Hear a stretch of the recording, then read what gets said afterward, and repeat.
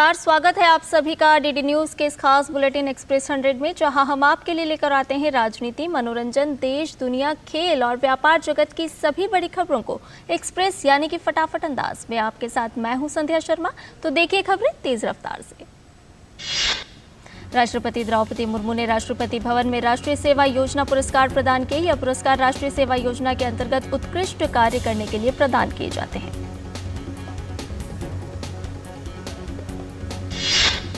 उपराष्ट्रपति जगदीप धनखड़ आज बिहार के दौरे पर राजगीर स्थित नालंदा विश्वविद्यालय में शिक्षकों और छात्रों के साथ करेंगे संवाद। उपराष्ट्रपति जगदीप धनखड़ देश भर में समाज के सभी वर्गों के साथ संवाद के कार्यक्रम के तहत नालंदा विश्वविद्यालय के छात्रों के साथ बातचीत करेंगे। उपराष्ट्रपति जगदीप धनखड़ अपने बिहार दौरे पर आज गया में विश्व प्रसिद्ध पितृपक्ष मेले में विष्णुपद मंदिर में करेंगे तर्पण। मुख्य निर्वाचन आयुक्त राजीव कुमार की अगुवाई में निर्वाचन आयोग का एक दल आज से 3 दिवसीय दौरे पर राजस्थान के जयपुर जाएगा।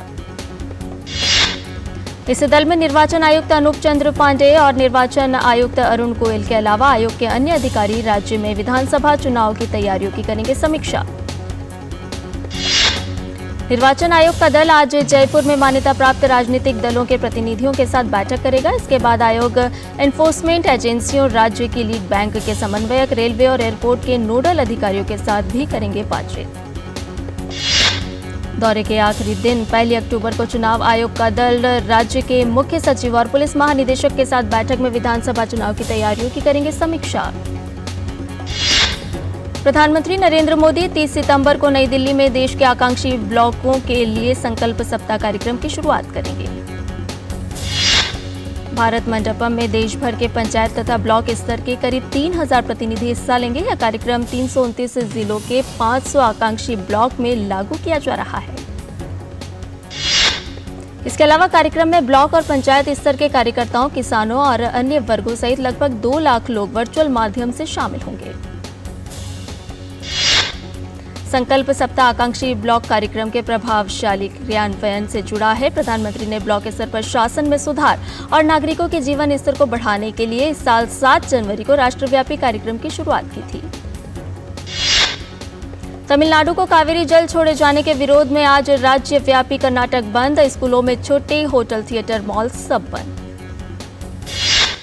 कावेरी जल विवाद पर कर्नाटक बंद के कारण आम जनजीवन प्रभावित। बेंगलुरु एयरपोर्ट के बाहर प्रदर्शन के कारण 40 से अधिक उड़ानें रद्द। हिरासत में लिए गए कई प्रदर्शनकारी। कर्नाटक में राज्यव्यापी बंद के प्रति एकजुटता दिखाते हुए ओला और उबर जैसी कैब सेवाएं भी निलंबित। राज्य में सिर्फ आपात सेवाएं चालू। बेंगलुरु शहर में कल आधी रात से ही धारा 144 लागू। बेंगलुरु शहर में पुलिस, आरएएफ के अलावा राज्य का रिजर्व पुलिस दस्ता और 40 सिटी सशस्त्र रिजर्व की टीमें तैनात। किसान संगठनों के समर्थन में उतरी भाजपा और जेडीएस समेत कन्नड़ फिल्म इंडस्ट्री। राज्यव्यापी बंद के मद्देनजर दक्षिण कर्नाटक के जिलों में पुलिस की ज्यादा तैनाती। कर्नाटक में बेंगलुरु पुलिस ने कावेरी जल मुद्दे पर प्रदर्शन कर रहे कन्नड़ समर्थक संगठनों के सदस्यों को हिरासत में लिया। कन्नड़ समर्थक संगठनों ने मांड्या के पास कावेरी जल में खड़े होकर किया विरोध प्रदर्शन। बंद के मद्देनजर बेंगलुरु में बस अड्डे दिखे सुनसान। बीएमटीसी और केएसआरटीसी बस टर्मिनल पर नहीं दिखे यात्री। बसों में सवारियां नहीं। मध्य प्रदेश विधानसभा चुनाव के लिए बहुजन समाज पार्टी ने उम्मीदवारों की दूसरी सूची जारी की। दूसरी सूची में 6 नए उम्मीदवार हैं, जबकि 3 इसके पहले भी विधानसभा चुनाव लड़ चुके हैं। राष्ट्रीय जांच एजेंसी एनआईए ने ठाणे फेक करेंसी मामले में एक आतंकवादी सहित 4 लोगों के खिलाफ आरोप पत्र दायर किया।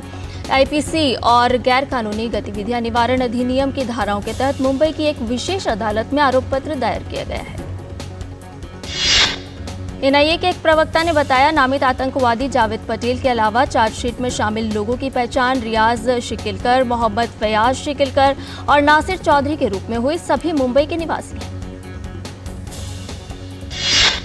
पश्चिम बंगाल के उत्तरी 24 परगना जिले से एक रोंगटे खड़े कर देने वाली घटना सामने आई। यहां एक अज्ञात महिला का जला हुआ शव बरामद हुआ। इस रोंगटे खड़े कर देने वाली घटना को लेकर बीजेपी आईटी सेल के हेड अमित मालवीय ने पश्चिम बंगाल की मुख्यमंत्री ममता बनर्जी पर हमला बोला। उन्होंने कांग्रेस नेता राहुल गांधी और इंडिया गठबंधन को भी आड़े हाथों लिया। पंजाब में किसानों का विरोध प्रदर्शन जारी है। किसान मजदूर संघर्ष समिति के नेतृत्व में किसान रेल रोको आंदोलन कर रहे हैं। आंदोलन से कई ट्रेनें प्रभावित हुई हैं। किसान हाल में बाढ़ से हुए नुकसान के लिए वित्तीय पैकेज, न्यूनतम समर्थन मूल्य की कानूनी गारंटी, कर्ज माफी सहित कई अन्य मांगों को लेकर प्रदर्शन कर रहे हैं। 2016 में उरी में हुए आतंकी हमले का बदला लेने के लिए भारतीय सेना द्वारा की गई सर्जिकल स्ट्राइक के आज 7 साल पूरे हुए। 29 सितंबर 2016 की रात को सेना के बहादुर जवानों ने पाक अधिकृत कश्मीर में चल रहे कई आतंकी कैंपों को किया था तबाह। भारतीय सेना के जाबाजों ने आज से ठीक 7 साल पहले उरी के सेना कैंप में हुए आतंकी हमले का दिया था करारा जवाब। भारत को खिलाफ आतंक का जहर फैलाने वाले आतंकी कैंपों को किया था तबाह। मारे गए थे सैकड़ों आतंकवादी। राजस्थान पुलिस ने गुजरात से लगे रतनपुर बॉर्डर पर नाकाबंदी कर एक कार से 300 किलो चांदी जब्त की। मामले में 2 लोगों को गिरफ्तार किया गया है। 300 किलो चांदी के साथ ही पुलिस ने 24,19,000 की नकदी भी जब्त की। पुलिस ने जीएसटी और आयकर विभाग को भी सूचना दी। आरोपियों से पूछताछ जारी है। उत्तर प्रदेश की राजधानी लखनऊ में हुआ बड़ा हादसा। कल रात करीब 11:30 बजे एक निर्माणाधीन इमारत का एक हिस्सा गिर गया। मलबे में दबकर अब तक 2 लोगों की मौत, कई घायल। पुलिस के अनुसार हादसे के बाद अब तक कई लोगों को रेस्क्यू किया गया। वहीं कुछ लोगों के अब भी मलबे में दबे होने की आशंका है। घायलों का नजदीकी अस्पताल में इलाज जारी है। असम के मुख्यमंत्री हेमंत बिस्वा शर्मा ने गुवाहाटी में कटमरेन जहाजों का शुभारंभ किया। मुख्यमंत्री ने गुवाहाटी के लाचत घाट में 10 कटमरेन जहाजों, 3 जगनौकाओं और एक खोजी और बचाव जहाज को हरी झंडी दिखाई। स्वदेशी रूप से डिजाइन और विकसित हथियार प्रणालियों को बढ़ावा देने के प्रयास के तहत सेना ने भारतीय कंपनियों से 400 होवित्जर तोपें खरीदने के लिए रक्षा मंत्रालय को एक प्रस्ताव भेजा है। 400 होवित्जर तोपों की खरीद पर करीब 6,500 करोड़ रुपए से अधिक का खर्च आएगा। सरकार जल्द ही एक उच्च स्तरीय बैठक में इस पर ले सकती है निर्णय। भारत ने वैश्विक नवाचार सूचकांक में 40वां स्थान बरकरार रखा है। नीति आयोग ने बताया वैश्विक नवाचार सूचकांक में शामिल 132 देशों की अर्थव्यवस्था में 2015 में भारत का था 81वां स्थान। विश्व बौद्धिक संपदा की इस रैंकिंग में पिछले कई वर्षों से सूचकांक में भारत की बढ़त बनी हुई है। प्रभावी स्टार्टअप प्रणाली तथा सरकारी और निजी अनुसंधान संगठनों के उल्लेखनीय कार्यों से सूचकांक में भारत की स्थिति में सुधार हुआ है। उत्तर प्रदेश ने स्वच्छ भारत मिशन ग्रामीण के दूसरे चरण के तहत एक और बड़ी उपलब्धि प्राप्त की है। प्रदेश ने 100% ODF प्लस कवरेज हासिल किया है। 95,767 गांवों ने ठोस तरल अपशिष्ट प्रबंधन प्रणालियों के साथ अपने को ODF प्लस घोषित किया। पिछले 9 महीनों में 80,000 से अधिक गांवों ने ODF प्लस का दर्जा प्राप्त किया। यह उपलब्धि राष्ट्रव्यापी स्वच्छता ही सेवा अभियान के बीच हासिल हुई। उत्तर प्रदेश में 88 लाख लोग बड़े पैमाने पर एक जन आंदोलन के तहत एकजुटता और श्रमदान में भाग ले रहे हैं। प्रधानमंत्री नरेंद्र मोदी ने उत्तर प्रदेश को 100% ODF प्लस का कवरेज हासिल करने पर बधाई दी है। प्रधानमंत्री नरेंद्र मोदी ने कहा, बापू की जयंती से ठीक पहले उत्तर प्रदेश की यह अभूतपूर्व उपलब्धि पूरे देश को प्रेरित करने वाली है। लेह में आज से द हिमालयन फिल्म फेस्टिवल के दूसरे संस्करण की शुरुआत। आगामी 3 अक्टूबर तक चलेगा द हिमालयन फिल्म फेस्टिवल। इस फिल्म महोत्सव का आयोजन केंद्र शासित प्रदेश लद्दाख के सूचना एवं जनसंपर्क विभाग द्वारा लद्दाख स्वायत्त पर्वतीय विकास परिषद लेह के सहयोग से किया जा रहा है। उद्घाटन सत्र में सुजॉय घोष निर्देशित और नेटफ्लिक्स इंडिया द्वारा निर्मित जाने जहां और स्टैनजिन टैंगपोंग की लद्दाखी लघु film last days of summer प्रदर्शित की जाएगी। उज्बेकिस्तान के ताशकंद में आज से अंतर्राष्ट्रीय फिल्म महोत्सव की शुरुआत। 1 अक्टूबर तक चलने वाले इस समारोह में सूचना एवं प्रसारण राज्य मंत्री डॉक्टर एल मुरुगन भारतीय प्रतिनिधिमंडल का नेतृत्व करेंगे। ताशकंद अंतर्राष्ट्रीय फिल्म महोत्सव में भारत की भागीदारी सूचना और प्रसारण मंत्री अनुराग सिंह ठाकुर द्वारा दी गई थीम भारत की रचनात्मक अर्थव्यवस्था के प्रदर्शन पर आधारित है। महोत्सव के मंच का उपयोग इस वर्ष के 54वें भारतीय अंतर्राष्ट्रीय फिल्म महोत्सव को बढ़ावा देने के लिए किया जाएगा, जो 20 से 28 नवंबर तक गोवा में होगा। और आज से पितृपक्ष की शुरुआत हुई। भाद्रपद माह की पूर्णिमा तिथि से लेकर अश्विन माह के कृष्ण पक्ष की अमावस्या तिथि तक पितृपक्ष चलते हैं। 14 अक्टूबर को इसका समापन होगा। पंचांग के अनुसार पितृपक्ष श्राद्ध और पिंडदान के लिए महत्वपूर्ण माना जाता है। पितृपक्ष में पूर्वजों का श्राद्ध न केवल पितरों की आत्मा की शांति के लिए किया जाता है, बल्कि उनके प्रति अपना सम्मान प्रकट करने के लिए भी किया जाता है। और बुलेटिन में फिलहाल लेते हैं छोटा सा ब्रेक, जल्द हाजिर होंगे। अर्जुन, एग्जाम्स में you made us really proud. अब आगे क्या सोचा है? पापा, मैंने आईआईटी जाना है और इंजीनियर बनना है।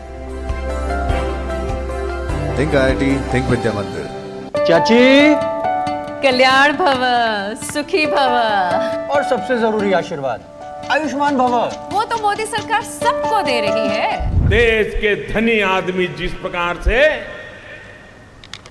आरोग्य की सेवा प्राप्त कर सकते हैं, अब मेरे देश के गरीब को भी वही सेवाएं उपलब्ध होनी चाहिए। शुरू हो रहा है आयुष्मान भव अभियान 17 सितंबर से।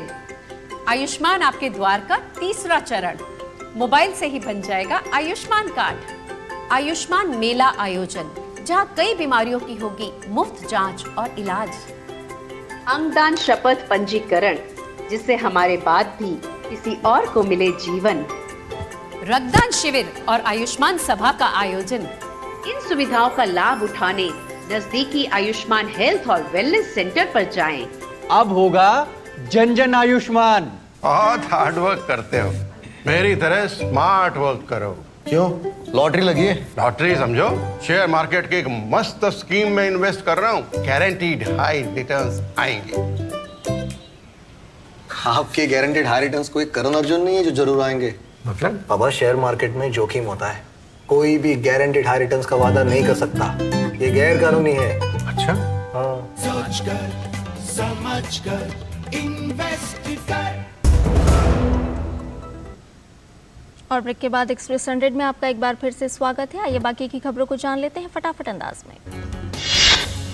PhD chamber of commerce and industry का आज 118वां वार्षिक सत्र। केंद्रीय गृह मंत्री अमित शाह विज्ञान भवन में आयोजित समारोह में हुए शामिल। इस अवसर पर केंद्रीय गृह मंत्री अमित शाह ने कहा, G20 के सफल आयोजन के बाद न केवल ट्रेड और इंडस्ट्रीज बल्कि देश के हर क्षेत्र के अंदर एक नई ऊर्जा का संचार हुआ है।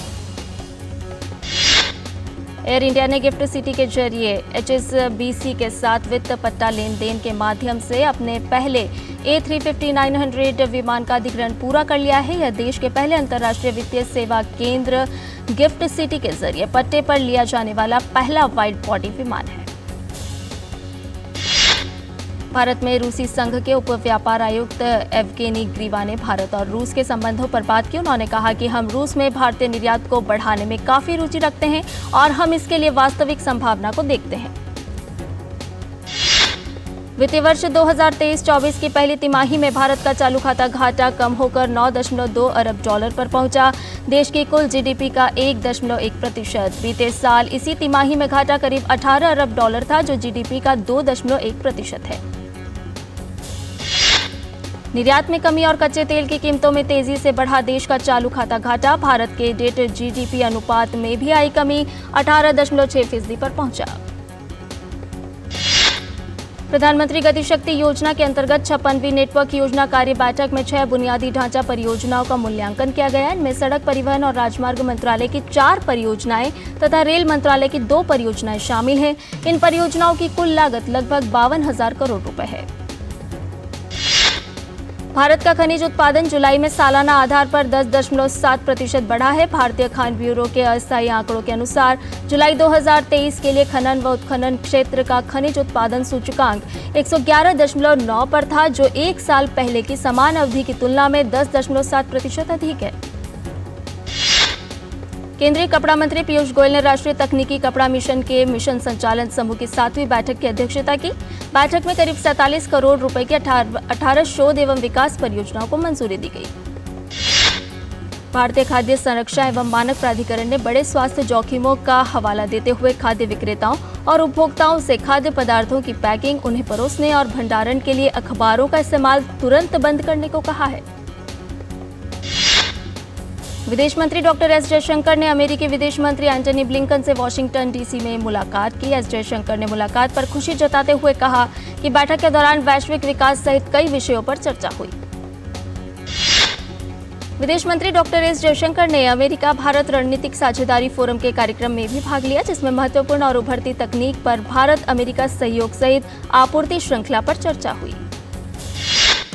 विदेश मंत्री ने अमेरिकी व्यापार प्रतिनिधि कैथरीन टाई से भी मुलाकात की। दोनों नेताओं ने व्यापार और आर्थिक सहयोग सहित तमाम विषयों पर चर्चा की। विदेश मंत्री ने वॉशिंगटन डीसी में थिंक टैंक कार्यक्रम में भाग लिया। कार्यक्रम में दुनिया भर में हो रहे बदलावों और भारत की बढ़ती भूमिका पर चर्चा हुई। विदेश मंत्री ने कांग्रेस के सदस्यों और थिंक टैंक प्रमुखों से भी मुलाकात की। इसके साथ ही प्रशासनिक अधिकारियों और उद्योगपतियों से भी मुलाकात की। रूस के राष्ट्रपति व्लादिमीर पुतिन ने कहा कि यूक्रेन के रूस के कब्जे वाले हिस्सों में इस महीने हुए चुनाव रूस में पूर्ण एकीकरण की दिशा में अहम कदम है। रूस के नियंत्रण में दोनेत्स्क, लुहांक, खेरसान और ज़ैपोरिजिया में चुनाव को यूक्रेन द्वारा अवैध घोषित किया गया था। पुतिन ने नए चुने गए गवर्नर की बैठक में हाल के चुनाव का जिक्र करते हुए उन्हें निष्पक्ष बताया। वहीं गुरुवार को चेचन नेता रमजान कादिरोव ने पुतिन के साथ बातचीत में यूक्रेन में रूस के युद्ध प्रयासों में अपने क्षेत्र के योगदान पर चर्चा की। भारत कनाडा के बीच जारी राजनयिक विवाद में कनाडा के सुर बदलते दिख रहे हैं। कनाडा के पीएम जस्टिन ट्रूडो ने कहा है कि कनाडा अभी भी भारत के साथ संबंध मजबूत करने के लिए समर्पित है। जस्टिन ट्रूडो ने ये भी माना कि भारत एक बढ़ती आर्थिक ताकत है और उसे नजरअंदाज नहीं किया जा सकता। कनाडा के मॉन्ट्रियल में एक प्रेस कॉन्फ्रेंस को संबोधित करते हुए कनाडा के प्रधानमंत्री जस्टिन ट्रूडो ने कहा कि वे मानते हैं कि कनाडा और इसके सहयोगियों के भारत के साथ संबंध मजबूत करना बेहद अहम है। दुनिया के विभिन्न मंचों पर भी भारत को अहमियत दी जा रही है। ट्रूडो ने कहा कि भारत भू राजनीतिक रूप से भी बेहद अहम है। हमारी हिंद प्रशांत महासागर की रणनीति के लिए भी भारत अहम है। इसीलिए हम भारत के साथ संबंध मजबूत करने के लिए बहुत गंभीर हैं। पिछले एक महीने से गायब चल रहे चीनी रक्षा मंत्री को लेकर पहली बार सार्वजनिक रूप से प्रतिक्रिया सामने आई है। हालांकि रक्षा मंत्रालय की ओर से इस पर अभी कोई स्पष्ट जवाब नहीं दिया गया है। चीनी रक्षा मंत्रालय के प्रवक्ता ने बताया कि उन्हें रक्षा मंत्री के बारे में कोई जानकारी नहीं है। बता दें कि चीन में इसी साल मार्च में नया मंत्रिमंडल का गठन हुआ था और नए मंत्रिमंडल में ली शांगफू को रक्षा मंत्री के तौर पर शामिल किया गया था। ली शांगफू को आखिरी बार 29 अगस्त को सार्वजनिक मंच पर देखा गया था। इसके बाद से वो गायब हैं। पाकिस्तान के पूर्व राष्ट्रपति आसिफ अली जरदारी और पूर्व प्रधानमंत्री यूसुफ रजा गिलानी की मुश्किलें बढ़ गई हैं। इस्लामाबाद की एक अदालत ने तोशाखाना मामले में जरदारी और गिलानी को 24 अक्टूबर को अपने समक्ष पेश होने के लिए समन जारी किया है।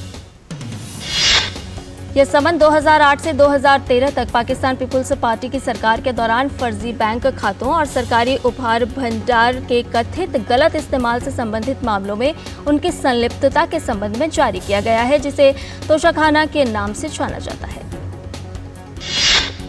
19वें एशियाई खेलों में आज दिन की शुरुआत स्वर्ण पदक के साथ हुई। भारत की 50 meter rifle 3 position team event में भारतीय पुरुष टीम ने स्वर्ण पदक जीतने में सफलता हासिल की। भारत के ऐश्वर्य प्रताप, स्वप्निल कुसाले और अखिल की जोड़ी ने 50 meter rifle 3 position team event में स्वर्ण पदक जीता। एशियाई खेलों में निशानेबाजी प्रतियोगिता में भारतीय निशानेबाजों का शानदार प्रदर्शन देखने को मिल रहा है। आज महिलाओं के 10 मीटर एयर पिस्टल इवेंट में भारतीय निशानेबाजों ने स्वर्ण और रजत पदक अपने नाम कर लिया। इस प्रतियोगिता में पलक ने स्वर्ण पदक पर अपना निशाना साधा। वहीं 10 मीटर एयर पिस्टल इवेंट ही भारत की ही ईशा सिंह के नाम रजत पदक रहा। इस प्रतियोगिता में तीसरे स्थान पाकिस्तानी निशानेबाज रहे। भारत की 10 मीटर एयर पिस्टल टीम स्पर्धा में महिला टीम को रजत पदक से संतोष करना पड़ा। ईशा दिव्या और पलक की तिकड़ी ने 10 मीटर एयर पिस्टल टीम स्पर्धा में रजत पदक पर निशाना साधा। एशियन गेम्स में खेले गए टेनिस स्पर्धा में भारतीय पुरुष जोड़ी को रजत पदक से संतोष करना पड़ा है। पुरुष युगल मुकाबले में रामकुमार रामनाथन और साकेत माइनेनी की जोड़ी को फाइनल मुकाबले में चीनी ताइपे की जोड़ी को हाथों हार का सामना करना पड़ा। भारतीय महिला स्क्वैश टीम को कांस्य पदक से संतोष करना पड़ा है। सेमीफाइनल मुकाबले में भारतीय टीम को हांगकांग के खिलाफ हार का सामना करना पड़ा। अनाहत सिंह आखिरी मैच में ली के खिलाफ 10-12 से हार गई। 19वें एशियाई खेलों में महिलाओं की 20 किलोमीटर रेस वॉक में भारत के प्रियंका गोस्वामी 5वें स्थान पर रहीं। प्रियंका ने 1 घंटे 43 मिनट और 7 सेकंड के समय के साथ रेस में 5वां स्थान हासिल किया।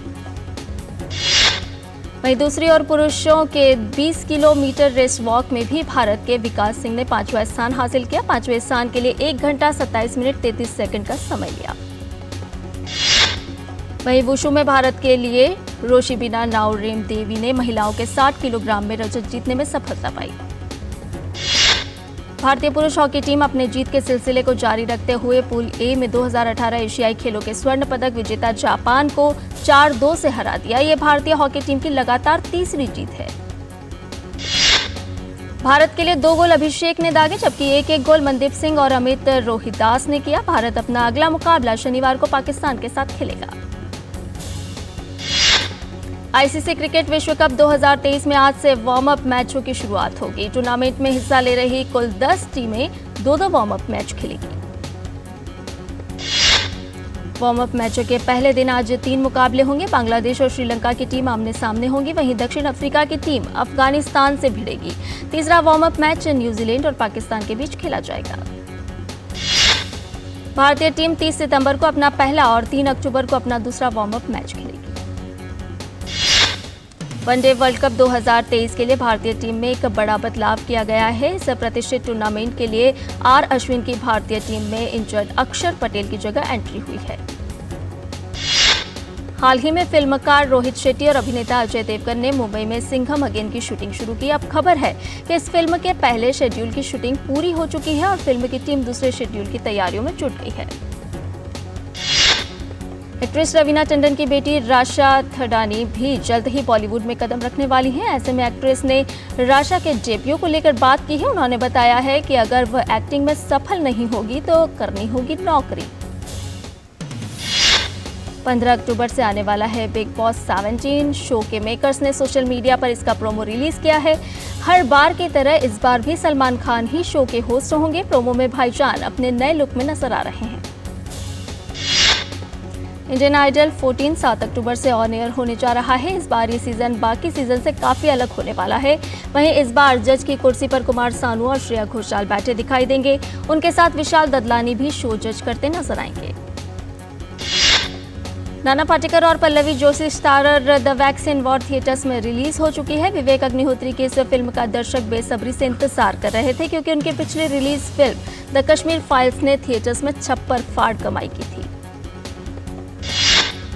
कंगना रनौत की फिल्म चंद्रमुखी 2 सिनेमाघरों में रिलीज हो चुकी है। कंगना के अलावा इस फिल्म में राघव लॉरेंस लीड रोल निभाते हुए नजर आ रहे हैं। कंगना रनौत की फिल्म चंद्रमुखी 2 तमिल, तेलुगु, हिंदी, मलयालम और कन्नड़ भाषाओं में रिलीज की गई है। अभिनेता राम पोथिनेनी, संजय दत्त और पुरी जगन्नाथ की आगामी फिल्म डबल आई स्मार्ट का नया पोस्टर रिलीज हो गया है। फिल्म अगले साल 8 मार्च को रिलीज होगी। फिल्म विकी विद्या का वो वाला वीडियो में राजकुमार राव और तृप्ति जिमरी अपने अभिनय का दमखम दिखाएंगे। इस फिल्म का निर्देशन राज शांडिल्य करने वाले हैं। जवान फिल्म की सफलता से उत्साहित शाहरुख खान ने घोषणा की है कि आज से 30 सितंबर तक जवान फिल्म की एक टिकट खरीदने पर दर्शकों को दूसरी टिकट मुफ्त दी जाएगी। और एक्सप्रेस न्यूज में फिलहाल इतना ही। हमें दीजिए इजाजत। नमस्कार।